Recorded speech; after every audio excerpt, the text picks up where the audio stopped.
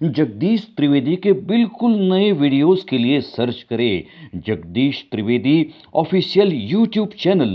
Search करें, like करें, forward करें और हाँ, सब्सक्राइब करना ना भूलें। Jagdish Trivedi official channel. તમામ મુરબ્બીઓ, માતાઓ, ભાઈઓ, બહેનો અને ભૂલકાઓને આપના મિત્ર જગદીશ ત્રિવેદીના સહર્ષ નમસ્કાર।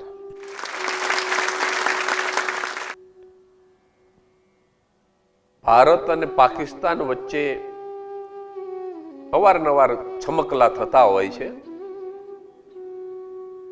એવા એક છમકલામાં ભારતનો એક સૈનિક શહીદ થઈ ગયો, કામ આવી ગયો। એની લાશને કોફીનની અંદર મૂકી માન સન્માન સાથે તિરંગાની અંદર વીંટી અને માદરે વતન એના મૃતદેહને લાવવામાં આવ્યો અને પૂરા માન સન્માન સાથે આખું ગામ તો ભેગું થાય જ, પણ આજુબાજુના ગામમાંથી ખૂબ માણસો આવ્યા અને અત્યંત દુઃખ સાથે એના અંતિમ સંસ્કાર કરવામાં આવ્યા। રાજકીય આગેવાનો આવ્યા, સમાજ સેવકો આવ્યા। આ ઘટનાના અમુક દિવસ પછી એ જે જિલ્લામાં રહેતો હતો એ જિલ્લા કલેક્ટર 50,000 રૂપિયાનો ચેક જે સરકાર શ્રી દ્વારા શહીદની વિધવાને આપવામાં આવે એ ચેક જ્યારે કલેક્ટરના હાથમાં આવ્યો એટલે કલેક્ટરે એની નીચેના માણસોને કીધું કે ભાઈ ફલાણા ગામના ફલાણા ભાઈ એ શહીદ થયા છે, તો એમના પરિવારને જાણ કરો કે આ 50,000 રૂપિયાનો ચેક અહીંયા આવી અને એ લોકો સ્વીકારે। તો કોઈકે કીધું કે આ ક્ષત્રિય પરિવાર છે, ફૌજની અંદર રાજપૂત વધારે હોય, શીખ વધારે હોય, અમુક કોમ છે એ સૈન્યમાં વધારે હોય, આ ક્ષત્રિય પરિવાર છે।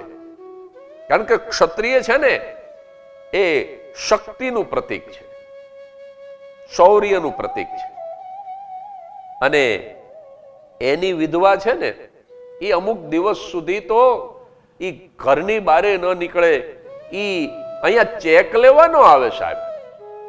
તમારે જો ચેક આપવો હોય તો તમારે ગામડે જવું પડે, એના ઘર સુધી તમારે જવું પડે। એટલે કલેક્ટરે કીધું કે ના ના, હું ચોક્કસ જઈશ, મને આ ખ્યાલ નહોતો, બીજા રાજ્યનો કલેક્ટર, એને અમુક રીત રિવાજની ખબર ન હોય, આપણે જવું જ જોઈએ। એનો પતિ જો દેશ માટે કામ આવી ગયો હોય તો આપણે એના ઘર સુધી આ રકમ આપવા જવું જોઈએ। એટલે જિલ્લા કલેક્ટર પોતે સરકારી ગાડી ને એમાં એનો રસાલો લઈ અને એ ધૂળીએ માર્ગ છેક ગામડે પહોંચ્યા અને ગામડે જઈને પાછા પંચાયતના મકાનમાં નહીં, એ શહીદના ઘરે પહોંચ્યા અને એ શહીદની જે વિધવા હતી, એની જે પત્ની હતી, એને આમ 50,000 રૂપિયાનો ચેક આપી અને બે હાથ જોડીને પગે લાગ્યા કલેક્ટર કે બેન,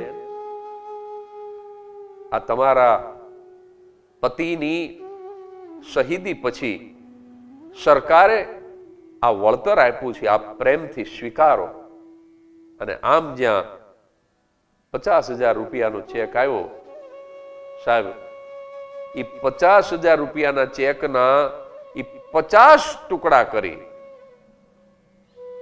અને પૂરા માન સન્માન સાથે, વિવેક સાથે, એમ નહીં કે અપમાન કરીને આંગણે આવેલા અધિકારીનું, પણ એ ચેકના ટુકડા કરી અને કલેક્ટરને પાછા આપીને મારા તમારા દેશની શહીદની વિધવા તે દિવસે એટલું બોલી હતી કે આ સાહેબ, આ રૂપિયા અમને ન ખપે।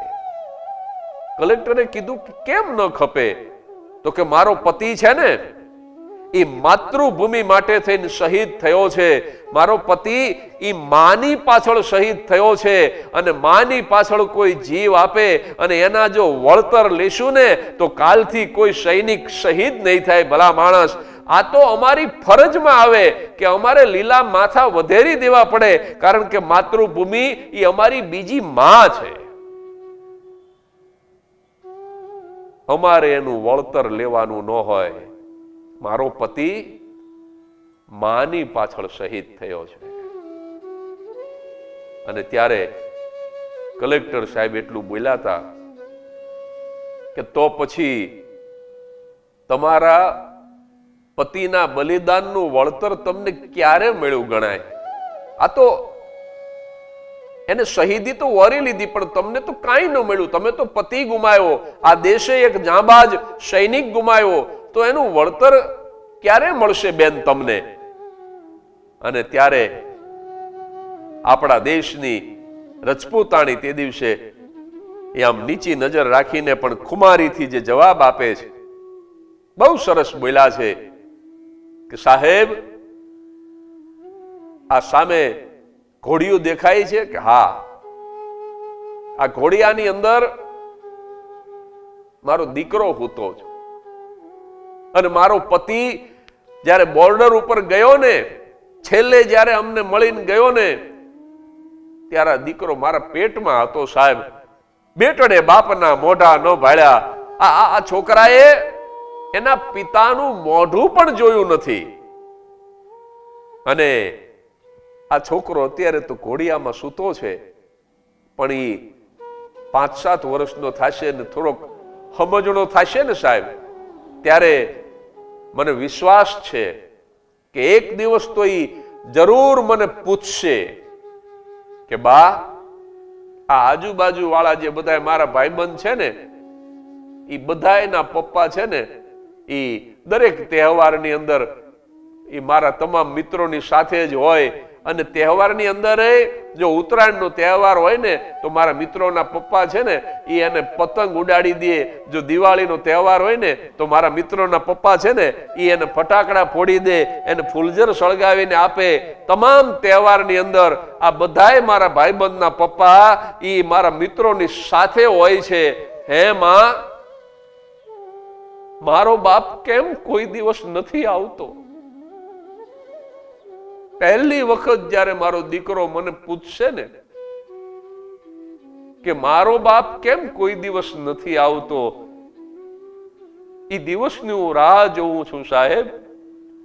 અને ત્યારે હું મારા દીકરાને આ ભીત ઉપર સુખડનો હાર પહેરાવેલો મારા પતિનો ફોટો બતાવીશ, અને મારા દીકરાને પહેલી વખત હું જાણ કરીશ કે તારો બાપ હવે કોઈ દિવસ નહીં આવે, કારણ કે તારો બાપ આ દેશની સરહદને બચાવવા માટે, આ મારા તારા રાષ્ટ્રના સીમાડાને અખંડ રાખવા માટે એ દુશ્મનોની સાથે લડતા લડતા તારો બાપ આ દેશની સરહદ ઉપર કામ આવી ગયો છે, શહીદ થઈ ગયો છે.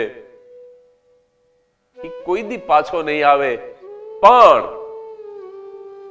આટલા સમાચાર આપીને હું બેસી નહીં રહું સાહેબ.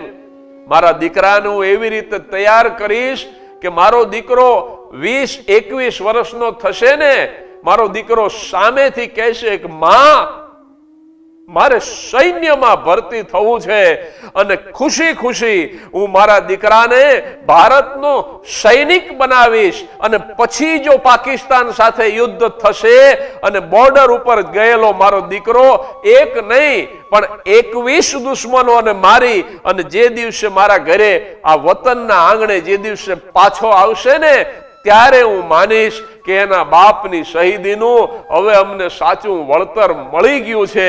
બાકી આ 50,000 રૂપિયાના ચેકમાં કોઈ દિવસ સૈનિકની શહીદીનું વળતર ન મળે.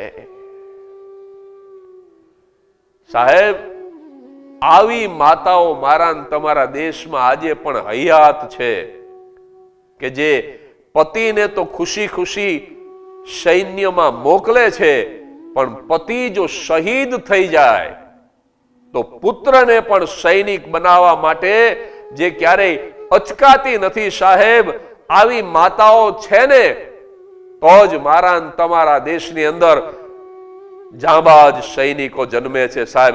ધરાવીણ ધાનન નીપજે, અને નથી કોઈ પરવા કબર કે કફનની, નથી કોઈ પરવા દહન કે દફનની, નથી કોઈ પરવા હવે આ બદનના જતનની, પણ મને એક પરવા છે મારા વતનની, મને એક પરવા છે મારા વતનની. આવી ભાવના જેના શ્વાસોશ્વાસની અંદર સાહેબ ફરી રહી છે, એવા સૈનિકોની બહાદુરી અને એના શૌર્યના કારણે આજે હું તમે સુખ ચેનથી જીવી શકીએ છીએ. ભારત સુરક્ષિત છે. આવી જ કોઈ વાત સાથે આવતા અઠવાડિયે ફરી મળીશું. ધન્યવાદ.